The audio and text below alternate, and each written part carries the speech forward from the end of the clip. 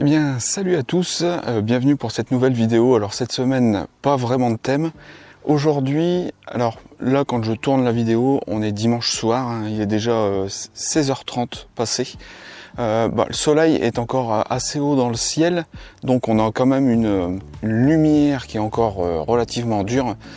Alors aujourd'hui, je voulais commencer à te parler de ce que l'on appelle le dérangement en fait dans la nature, de nous photographes et des gens en général. Est-ce qu'il y a réellement beaucoup de dérangements en fait quand on va dans la nature? Alors moi je voudrais déjà te montrer le lieu parce que c'est un endroit où je ne suis jamais venu. Donc je le découvre en même temps que toi. Je voudrais te montrer parce que c'est vraiment magnifique. Donc je suis au niveau de la forêt d'Olin. Je suis juste sur le petit village qui se trouve à côté d'Olin, justement, où il y a le château. Et donc là, c'est vraiment un endroit que je ne connais pas, que je découvre en même temps que toi.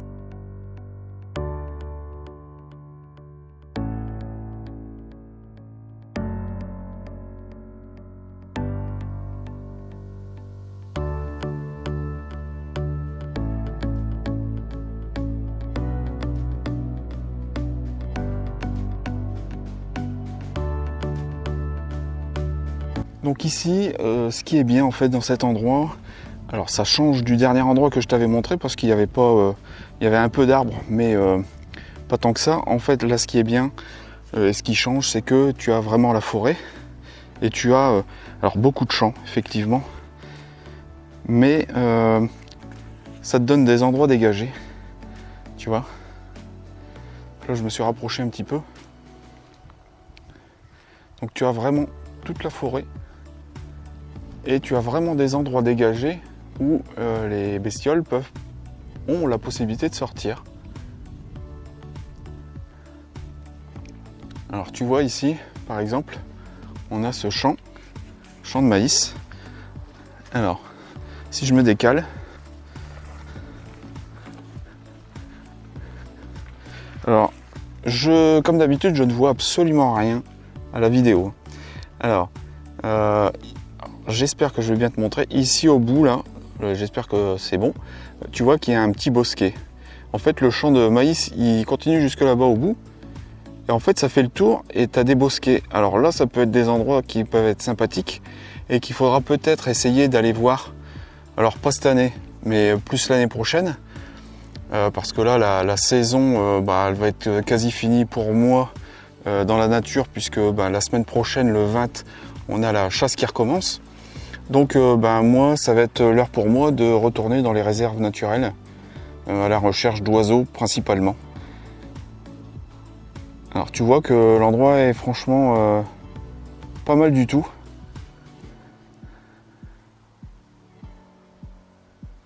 Voilà.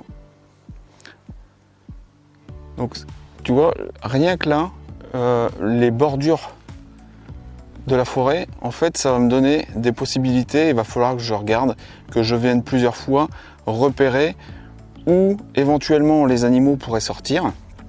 Et puis, éventuellement, où est-ce que je peux avoir du bokeh qui soit sympathique et où je puisse faire, par exemple, du chevreuil ou éventuellement du renard. Ici, c'est vraiment purement le coin assez génial et ça fait vraiment du bien.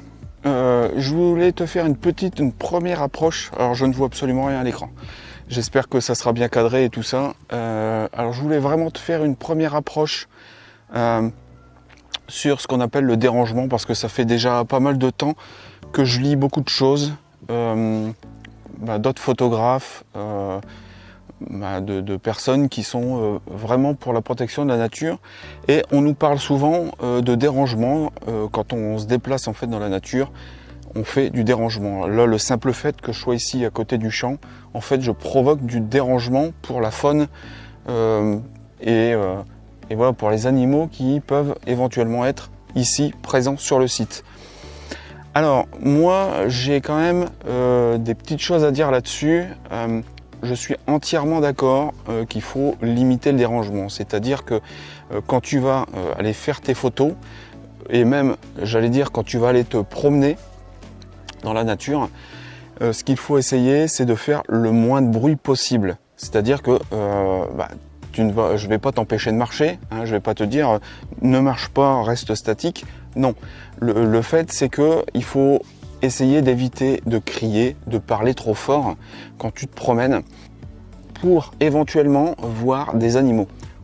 Au moins les entendre et au moins les observer peut-être et pouvoir déterminer en fait par la suite tes endroits où tu vas pouvoir revenir pour faire tes images. Alors là aujourd'hui c'est vraiment qu'une première approche et moi je pense qu'il faut vraiment être juste logique quand tu vas dans la nature.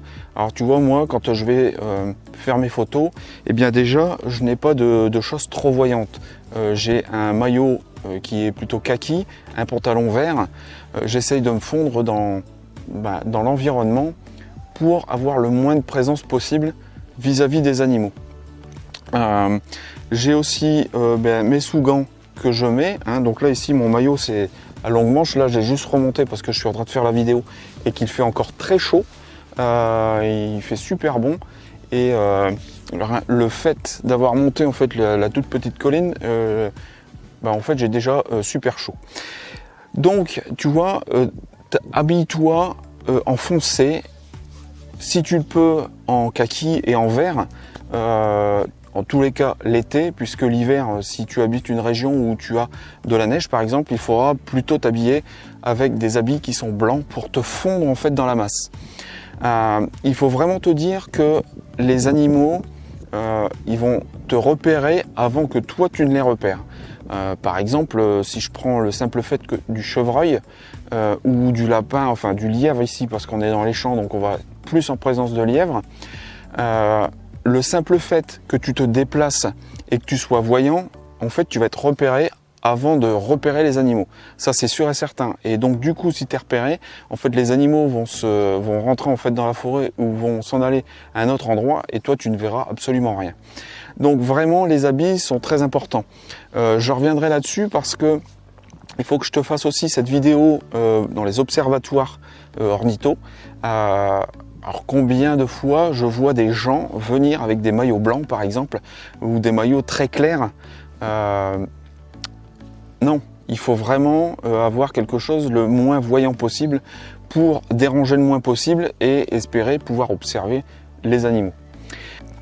Je dirais que, comme je te l'ai dit tout à l'heure, il faut essayer de ne pas parler trop fort et essayer de limiter quand tu te déplaces et alors que vous êtes un groupe par exemple. Évitez de crier, évitez vraiment de crier pour alerter les animaux et ça c'est la meilleure manière de ne rien voir. Alors après, au niveau du dérangement, alors je suis d'accord que l'on dérange la faune quand on se déplace, mais après je pense qu'il y a aussi une limite à avoir. Alors tout va dépendre, ça va dépendre des espèces. Ça va dépendre des lieux géographiques sur lesquels tu vas aller faire tes images.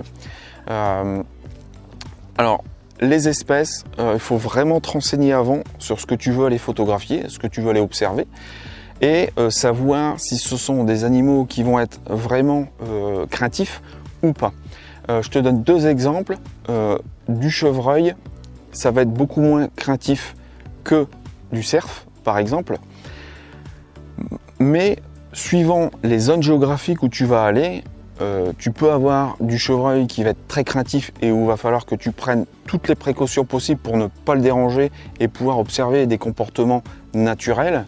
Et puis d'autres endroits où tu vas pouvoir te déplacer plus librement sans faire plus attention que ça et où ils ne vont pas être forcément super dérangés. Alors ça en général c'est surtout beaucoup sur des endroits où les animaux ont l'habitude d'entendre du bruit, de voir et d'entendre en fait des gens qui se promènent. Et donc là, il y a forcément un tout petit peu moins de méfiance. Alors les animaux sont toujours méfiants, peu importe ils voient beaucoup de personnes ou pas, mais tu peux les approcher plus facilement. Alors ça c'est vraiment quelque chose à faire attention parce que suivant certaines espèces, si tu ne prends vraiment pas les bonnes précautions, alors je prends par exemple le cerf ou par exemple en oiseau, alors je veux dire le martin pêcheur par exemple, parce que c'est une espèce que je commence à connaître un petit peu, pour l'avoir observé pas mal de fois. Il faut vraiment que tu sois discret. Si tu n'es pas discret, non seulement tu vas les déranger, et donc tu vas les perturber, tu es susceptible de les perturber, mais en plus, si tu fais du bruit, ils vont se débiner et tu verras absolument rien. Une autre chose très importante, c'est renseigne-toi sur les périodes de reproduction en fait, des animaux. Quand ils sont en période de reproduction, alors là, sois le plus prudent possible et essaye de faire le moins de bruit possible et être le moins voyant possible. Donc ça, c'est viens faire tes repérages en pleine journée. Alors ici, c'est déjà un petit peu tard, mais on est en arrière-saison. Là, je sais que je vais pas voir forcément grand-chose parce que j'ai le parc d'Olin qui est juste derrière et donc il y a beaucoup d'activités humaines à cet endroit-là. Donc là, ici, je sais que je peux venir à cette heure-ci. Je risque pas de trop déranger en fait les animaux. Mais par contre, renseigne-toi parce que quand tu vas être sur des périodes de reproduction, si tu déranges les animaux, il y a un très gros risque que les animaux que tu peux rencontrer ou que tu vas déranger laissent leurs petits ou, par exemple chez les oiseaux, laissent leur nid à l'abandon. Je pense notamment aux cerfs et à leurs hardes, où les biches ne sont fécondes que quelques heures durant l'année. Et donc si tu compromets ça, si tu viens les déranger et qu'ils se dispersent, en fait les femelles ne pourront pas se reproduire et du coup ça va vraiment compromettre en fait les groupes de cerfs et les populations de cerfs que tu vas avoir. Alors moi ici dans la région je n'ai pas de cerf donc ça sera plus sur du chevreuil, mais c'est pareil, le chevreuil quand tu vas être sur de la période de reproduction, il faut vraiment que tu sois d'abord venu en fait sur le terrain pour repérer les endroits éventuels où tu vas pouvoir les observer, te planquer, faire des affûts fixes là avec des filets ou des tampes, peu importe. Et tu vas rester là et tu vas attendre de voir les animaux venir sortir de la forêt et pouvoir les observer dans leurs mœurs naturelles. Et ça, il faut vraiment que tu en aies conscience. Après, pour les oiseaux, c'est pareil. Quand c'est au printemps jusqu'à la fin de l'été, il y a pas mal d'espèces d'oiseaux qui vont se reproduire 1, 2 fois, voire peut-être 3 fois. Si tu viens les déranger, en fait, ils vont laisser tomber les œufs, ils vont laisser tomber les petits s'ils sont déjà nés. Donc les petits vont mourir et ça va avoir un impact en fait sur les populations. Donc c'est pour ça qu'il faut vraiment faire attention. Donc tu vois que déjà là, je te donne déjà des petits conseils qui sont très simples à suivre. Donc voilà, donc c'était vraiment une petite vidéo pour une première approche de ce que je pense un petit peu du dérangement. On verra dans une autre partie, dans d'autres vidéos, que tout ça est un petit peu relatif pour moi, pour certains endroits. Ça, on reverra ça, on essaiera de voir différentes zones et comment je les approche et voir si je provoque du dérangement ou si j'en provoque pas. Voilà, écoute, à mercredi pour la prochaine vidéo. Alors cette semaine, je ne sais pas du tout de quoi je vais parler. Ici pour aujourd'hui, c'était vraiment de l'improvisation. J'avais déjà ce sujet-là en tête, mais vraiment c'est de l'improvisation. Et donc ça sera à mon avis la même chose pour mercredi et pour vendredi. Allez, moi je te dis une bonne soirée, puisque quand tu verras la vidéo, nous serons lundi. Et puis moi je te dis à mercredi pour la prochaine. Ciao!